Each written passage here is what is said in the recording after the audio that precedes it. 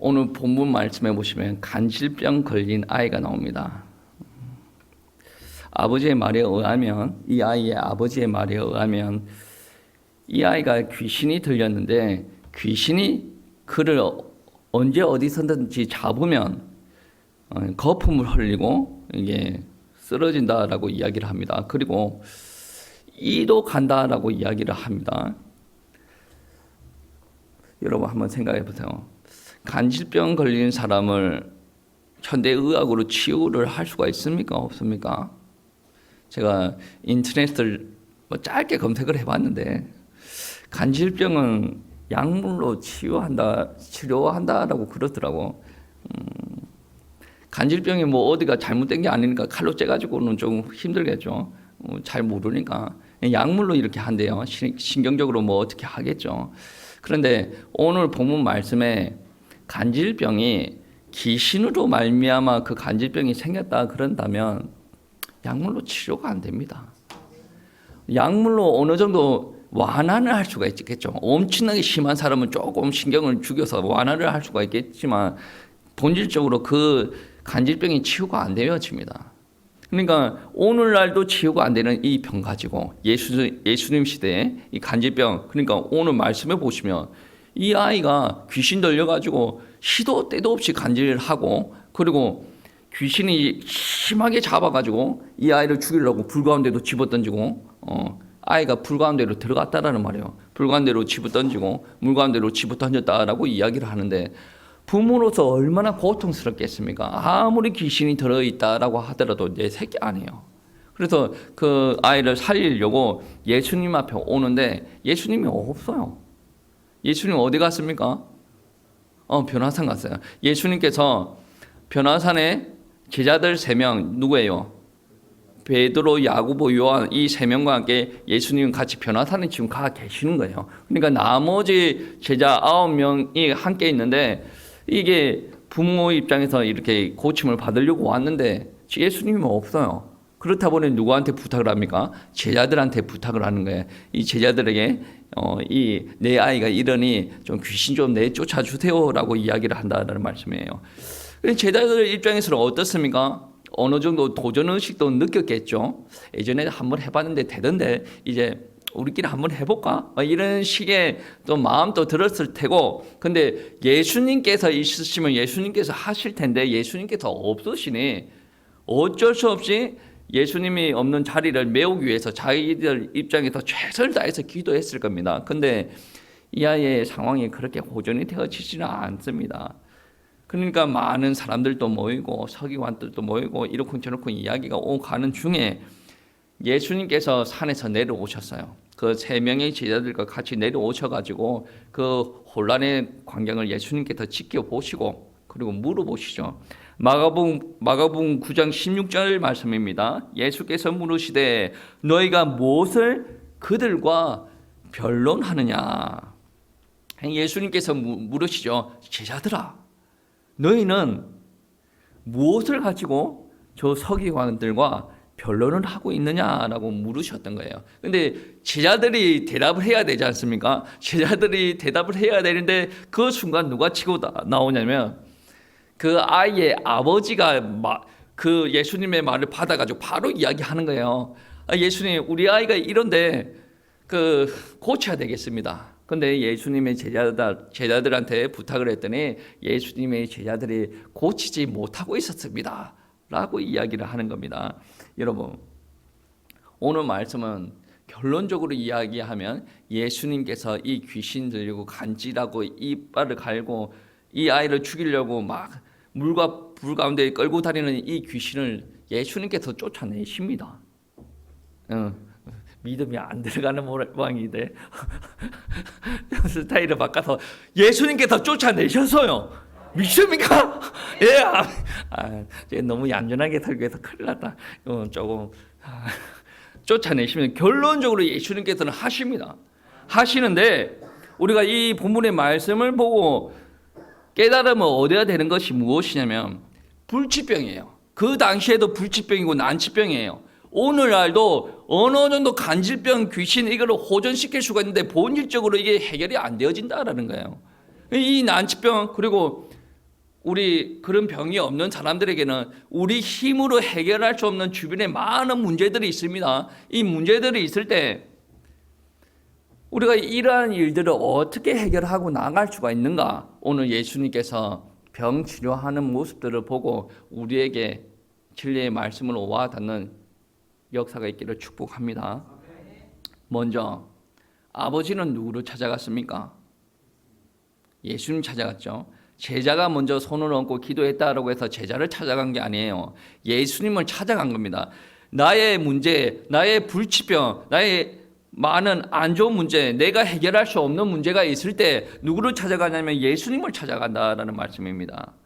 오늘 말씀 19절을 보시면 예수님께서 말씀하십니다. 대답하여 이르시되 믿음이 없는 세대여 내가 얼마나 너희와 함께 있으며 얼마나 너희에게 참으리요 그를 내게로 데려오라 하시매. 여기는 책망하는 말씀도 있는데 가장 핵심적인 말은 그 말입니다.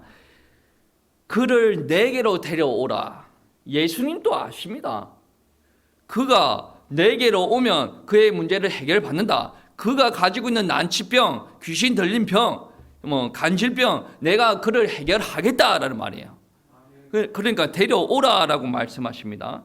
예수님 앞에 나와야 돼요. 나오는 척하지 말고 나오시기 바랍니다. 우리가 종종 전도할 때도 이러한 방법들을 다용하지 않습니까?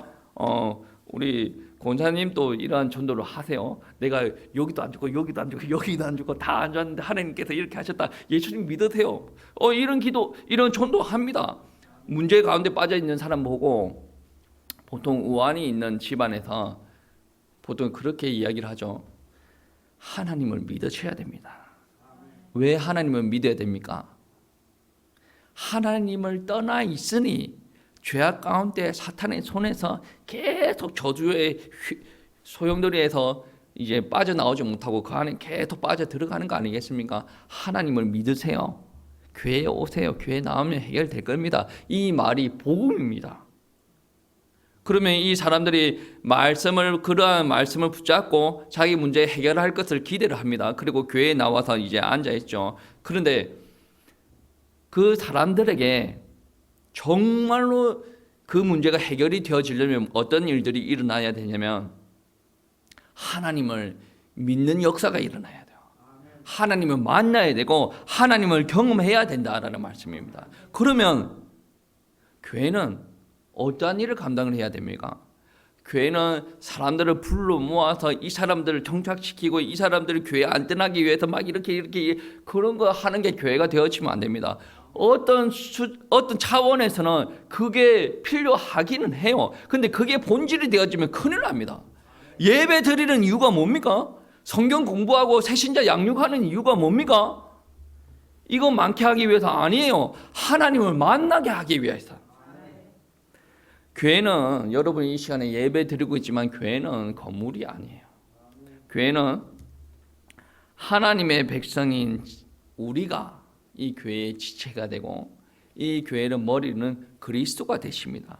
그러면 우리 교회 공동체는 하나님 앞에 예배를 드리게 되고 주님을 높이는 공동체가 바로 교회 공동체가 되어진다라는 말씀입니다.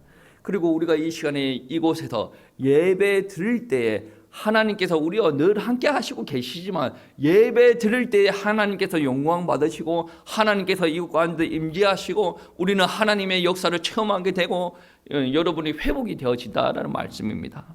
여러분 이 시간에 하나님을 만나시기를 축복합니다.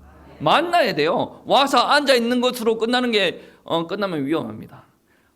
하나님을 믿지 않는 사람들이 우연찮게 이렇게 인도를 받아서 교회에 와서 앉아 있는 건 너무나도 복된 거예요. 근데 인도만 되어지는 것은 문제 해결이 되어지지 않습니다. 정말 중요한 것은 하나님을 만나고 경험하는 것이 되어져야 된다는 거예요. 사람들이 많은 문제들 가운데 있어요. 이 땅에 사람들 보면 난치병에 걸린 사람들이 너무 많아요. 저도 이 지역 사람들을 바라보면 누구는 암에 걸리고 누구는 뭐 걸리고 누구는 뭐 걸리고 누구는 뭐 걸리고. 근데 참 저는 예수님 믿는 사람들이 어려움 겪는 거를 어떤 면에서는 하나님의 축복이라고 생각합니다. 왜 그러냐면 어려울 때 하나님이 찾아오잖아요. 예전에는 뭐 내가 여기가 좁쌀이 들어 누워져 있는데 문제가 있으면 하나님 앞에 딱 붙으려고 하거든. 이게 하나님을 믿는 사람이에요. 근데 제가 여기 어디 뭐 하나님을 안 믿는 사람들, 뭐 안 걸렸다 막 그런 사람들은 병원에 막 이렇게 간다고 병원 의사도 안 된다고 해요. 근데 병원에 계속 돈 갖다 바치면서 이렇게 하고 있어요. 그런 거 보고도 하나님 믿으세요라고 하면 안 믿어. 얼마나 안타까운지 아십니까? 믿음이 안 들어가는 거예요. 자기 인생 마지막을 향해서 달려가고 있는데도 하나님을 한번 붙잡아 볼까 그 생각이 안 드는 거예요. 정말로 이거는 하나님께서 어떤 경위로 해서 여러분이 교회에 왔고 하나님을 믿는 신앙생활을 하게 되었던지 간에 이 마음이 움직였다라는 그 자체가 하나님께서 여러분에게 은혜 베풀어 주셨다라는 말씀입니다. 여러분, 문제 가운데 있을 때 하나님 앞에 나오셔서 기도해야 됩니다. 때에 따라서는 성도님들 중에 영적 지도자들한테 기도를 부탁하게 되어지죠. 저는 그게 나쁘지 않다고 봅니다. 오히려 그게 성경적인 가르침이에요. 야고보서 5장 14절 말씀해 보시면 너희 중에 병든 자가 있느냐 그는 교회의 장로들을 청할 것이요 그들을 주의 이름으로 기름을 바르며 그를 위하여 기도할지니라. 병든 자가 있느냐? 교회 장로. 오늘 말하는 그런 장로랑 조금 느낌이 달라요. 오늘 장로님들이 성경적인 장로는 아니에요. 사실대로 교회 행정적으로 이제 장로를 세워놓는데 성경적인 장로는 아닙니다. 근데 우리 성도님들 여러분이 앞으로 장로가 되어지고 권사가 되어지고 안수집사가 되어지면 하는 일이 행정적으로 따다다다닥 움직이는 그런 직분자들 되지 마시고 정말 성경에서 원하시는 직분자가 되기를 축복합니다. 성경에서 원하는 것은 누가 원하는 겁니까? 하나님께서 원하는 거예요. 그러면 하나님께서 여러분과 함께 하시고 여러분이 아무리 힘든 가운데 있다라고 하더라도 하나님께서 인도하시고 축복하시지 않겠습니까? 장로들한테 나와서 이 영적인 지도자들한테 나와서 기도 받으라라고 이야기를 합니다. 근데 여러분 한번 생각해 보세요. 지도자가 병을 고치는 겁니까? 아니에요. 지도자들은 도구에 불과합니다. 저도 여기서 설교하고 있지만 하나님께서 옥목사 지금 그냥 천국으로 와 그러면 가야 돼요. 하나님 여기가 좋은데요. 애 셋도 있고 애도 셋도 키워야 되지 않습니까? 셋도 키워야 되고 부모들도 있고 우리 성도님도 있고 하나님 지금 저기 가면 안 돼요. 라고 말해도 소용없어요. 네가 지금 주인 노릇하면 되겠나? 그냥 올라와라. 그러면 올라가야 돼요. 도구에 불과해요. 아무리 무능한 영적인 지도자라고 할지라도 하나님께서 그 지도자를 통해서 역사하시고자 하신다면 하나님께서 역사하는 거예요. 그러니까 병을 고치는 분은 누구예요? 하나님이에요. 내가 지금 상황이 안 좋아요. 목사님 기도해 주세요. 기도했습니다. 그러면 상황이 나아졌어요. 그러면 우리 목사님 영빨 좋네. 그런 소리가 물론 마음속으로 하세요. 기본적으로 도구는 누구예요? 도구. 제가 말을 잘못했네요. 도구는 저예요. 도구는 저고 역사하시는 분이 누구예요? 하나님. 우리는 이 부분에서 착각하면 되지 않아요. 치유하시는 분은 궁극적으로 하나님이다. 그런데 하나님께서는 치유하실 때 누구를 사용해서 치유하시냐면 사람을 통해서 치유하신다. 이 부분을 잊지 말아야 됩니다.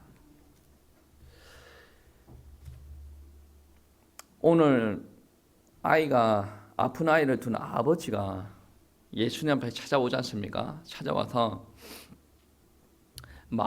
대화를 하는데 예수님께서 말씀하시죠. 언제부터 이 아이가 이렇게 이 병을 앓았느냐라고 말씀하시죠. 오늘 말씀 21절부터 23절 말씀까지 우리 합독하시겠습니다. 21절, 22절, 23절 합독하시겠습니다. 예수께서 그 아버지에게 물으시되 언제부터 이렇게 되었느냐 하시니 이르되 어릴 때부터니이다. 귀신이 그를 죽이려고 불과 물에 자주 던졌나이다. 그러나 무엇을 할 수 있거든 우리를 불쌍히 여기사 도와주시옵소서. 예수께서 이르시되 할 수 있거든이 무슨 말이냐? 믿는 자에게는 능히 하지 못할 일이 없느니라 하시니. 아멘. 우리가 예수님 앞에 나오면 이런 말을 종종 합니다. 믿음이 있는데 확신이 없을 때 굳이 종종 이런 말을 하죠.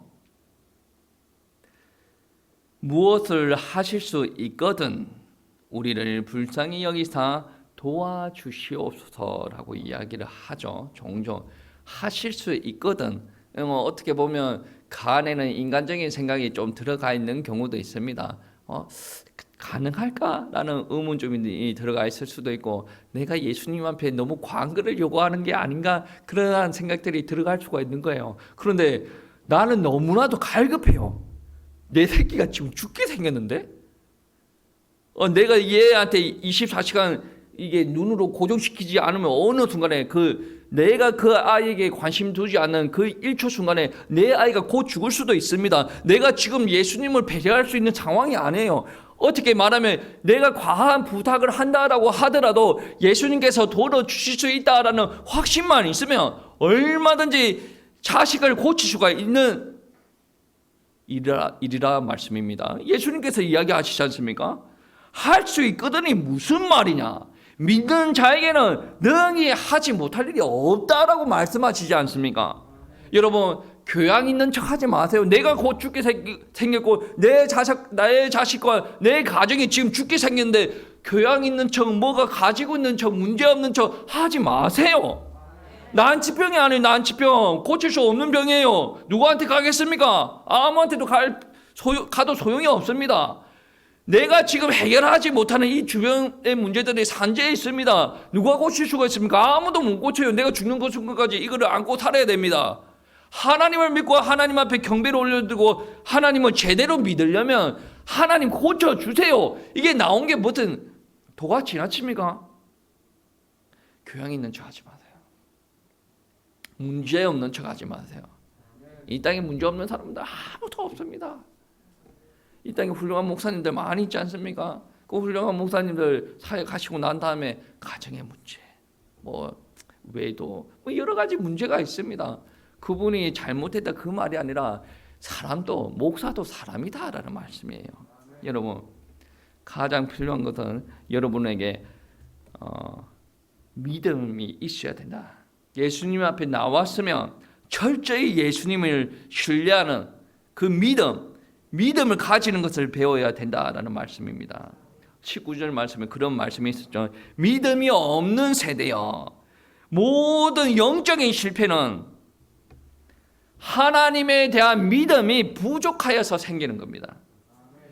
오늘 이 세대가 하나님의 기적을 체험하지 못하고 하나님의 영광을 경험하지 못하는 이유는 무엇이냐면 믿음이 없기 때문에, 믿음이 없는 세대여라는, 이 세대여라고 이야기할 때는 굳이 제자들에게 하는 말씀은 아니죠. 믿음이 없는 세대여라고 이야기하니까 지금 이 땅에 21세기 사는 저와 여러분이 사는 주변의 많은 문화들, 사람들에게 하는 말이에요. 믿음이 없는 세대여.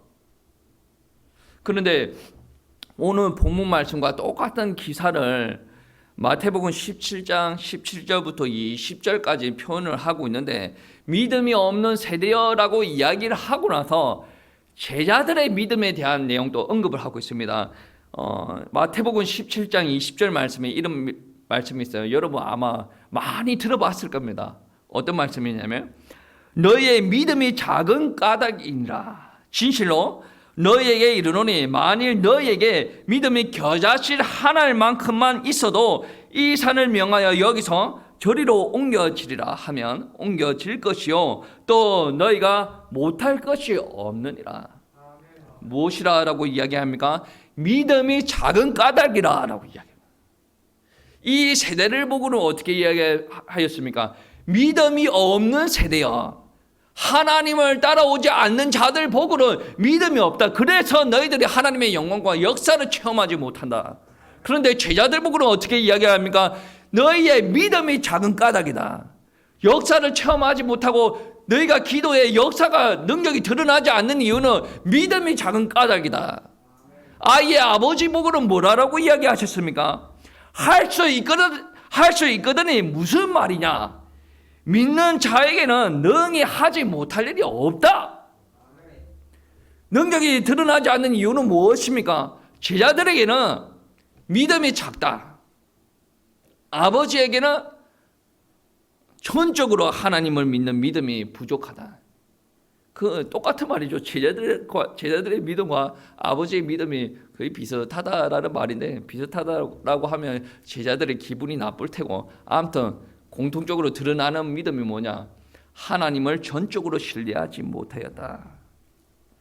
할 수 있거든이 아니라 믿음이 있으면 능히 못할 일이 없다라고 이야기하십니다. 여러분, 우리가 하나님의 능력을 체험하려면 오늘 본문 말씀을 유심히 살펴봐야 됩니다. 아버지와 제자들이 이 현장에서, 그들이 있는 현장에서 본인이 요구하는 것을 응답으로 받지 못한 것은 그들이 하나님 앞에 온전한 믿음을 드리지 못하여서 그렇다라는 겁니다. 제자들이 귀신을 쫓아내는 일들을 경험하지 못했습니까? 경험했잖아요. 그들도 성공했습니다. 예수님께서 12제자와 70명의 제자들을 전도하러 보낼 때 권세를 줘서 보냈습니다. 병을 고치는 권세, 귀신을 내어쫓는 권세를 줘서 보냈다라는 거예요. 그래서 자기네들이 자기가 기도하니까 병이 나아요. 기도하니까 귀신이 나아갑니다. 그러니까 예수님 앞에 와서 뭐라고 이야기했습니까? 선생님 신기합니다. 우리가 기도하니까 이런 역사들이 자꾸 일어납니다. 라고 이야기를 했죠. 제자들도 경험을 했다라는 거예요. 그런데 여기서 우리가 신앙생활을 할 때 착각을 할 수 있다라는 것을 한번 짚고 넘어가야 됩니다. 예수는 기도하니까 능력이 드러납니다. 그래. 어떻게 생각하면 내가 기도했으니까 내가 능력이 드러난다라고 실수를 할 수가 있어요. 누구 권세에 의지했습니까? 하나님 권세, 예수 그리스도 권세를 의지하였다는 거예요. 처음인지라 떨리는 마음으로 또 기도하지 않았겠습니까? 어느 정도 성공을 경험하면 어떤 일들이 일어나냐면 내가 하면 할 수 있겠다라는 생각이 드러나는 겁니다. 이게 바로 우리들의 실패의 원인이 되어집니다. 우리가 하는 거 아니에요. 우리 아무 능력도 없습니다. 여러분과 저가 무슨 능력이 있습니까? 하나님을 전적으로 신뢰해야 됩니다.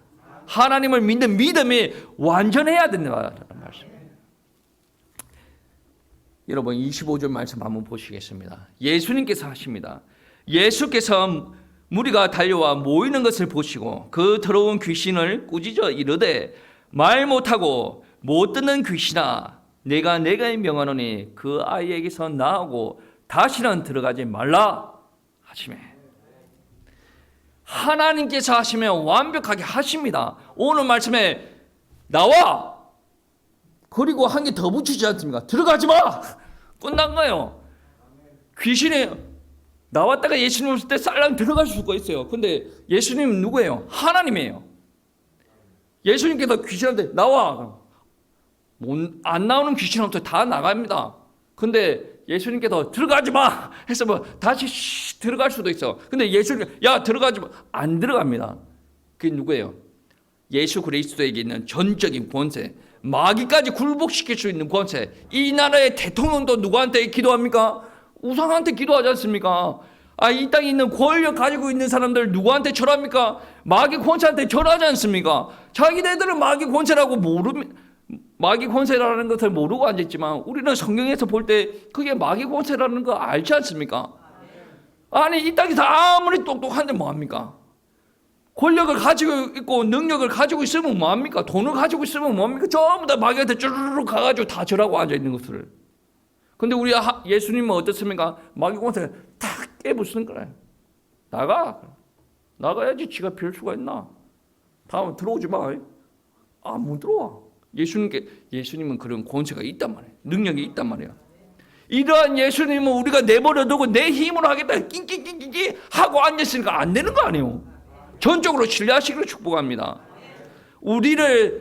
우리가 하나님을 전적으로 신뢰하고 하나님은 우리를 인정하여서 우리를 사용하시는 순간에 바로 역사가 일어나는 거예요. 그런데 우리는 경계해야 되는 부분들이 있습니다. 익숙함에 이 정도 하면 되지 않나? 다른 교회와 비교하니까 이 정도면 충분히 열심히 하는 것 같아. 그런데 여기에서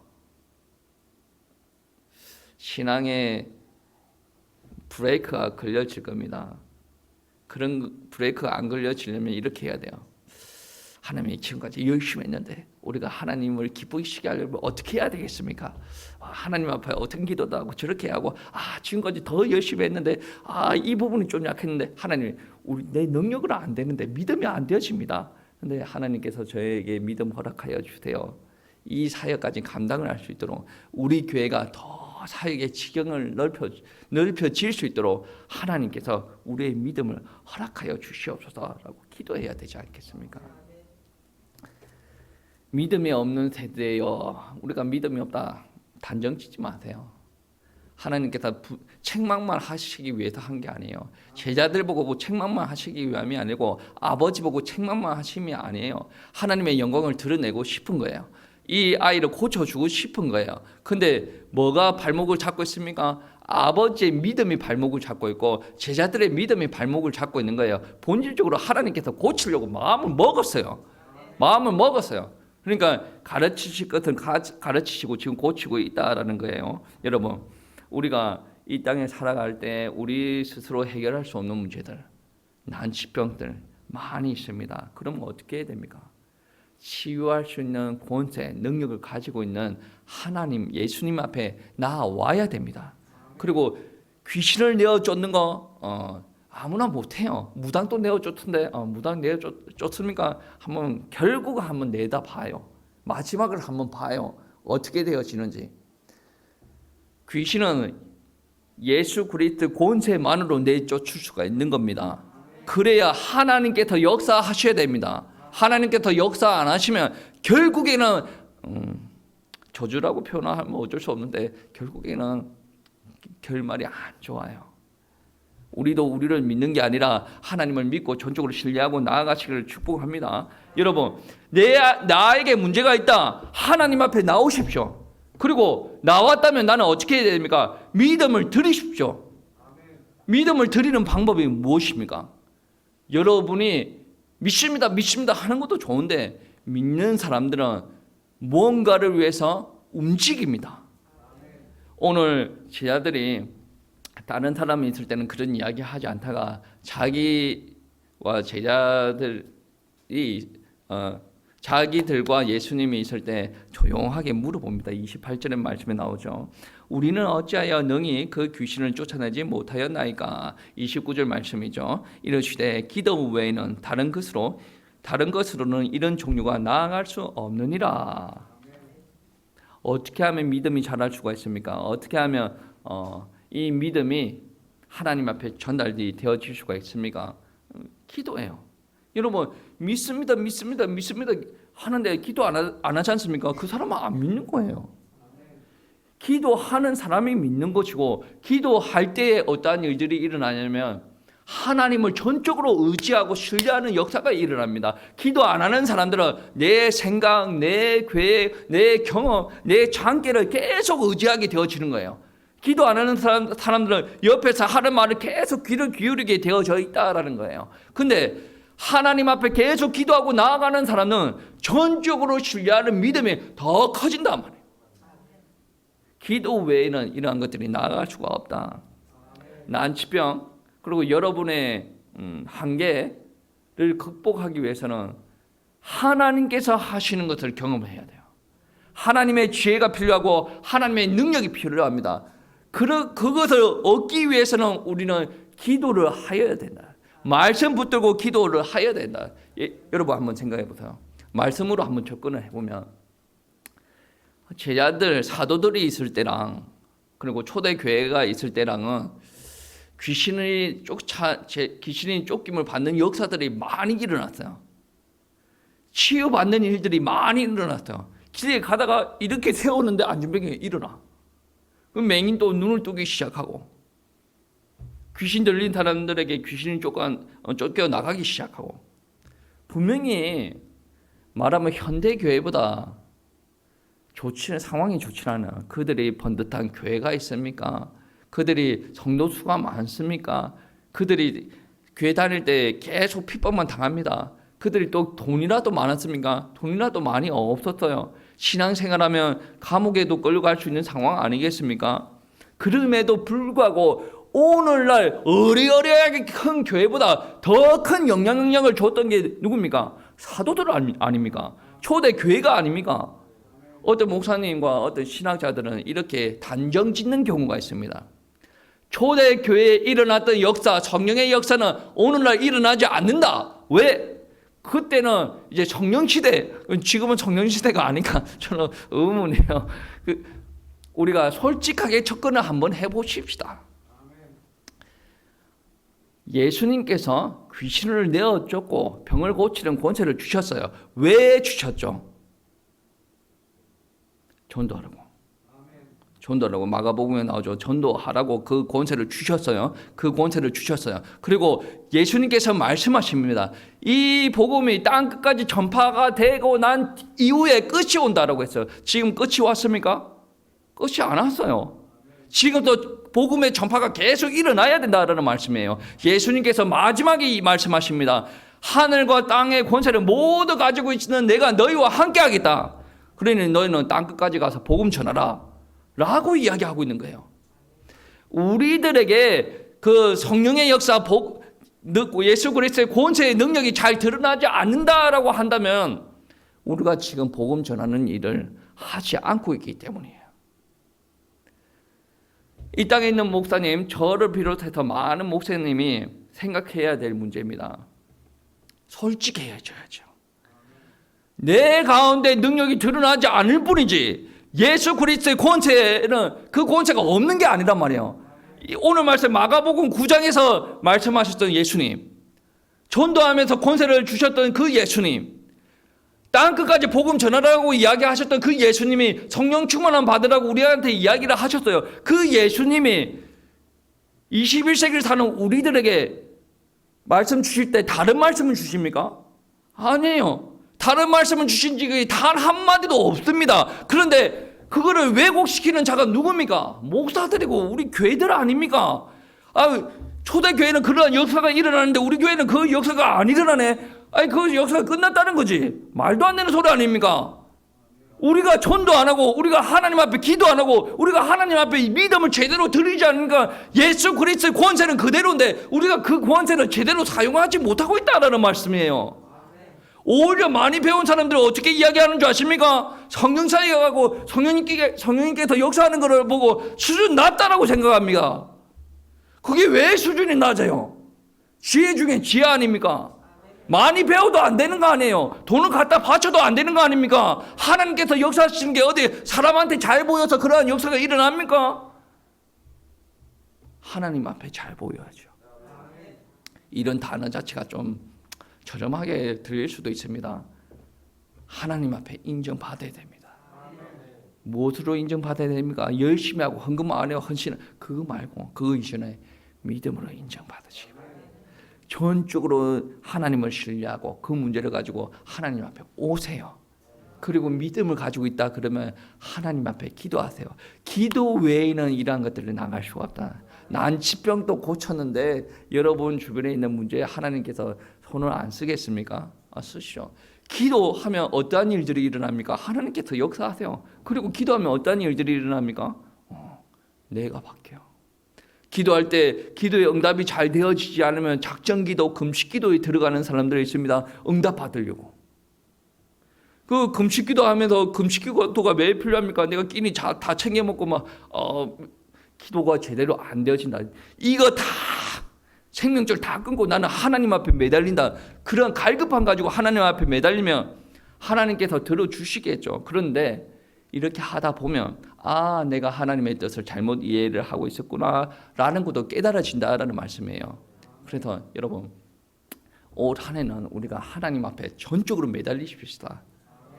어떻게 말하면 제자들은 오늘날로 이야기하면 교회 공동체가 되어지기도 합니다.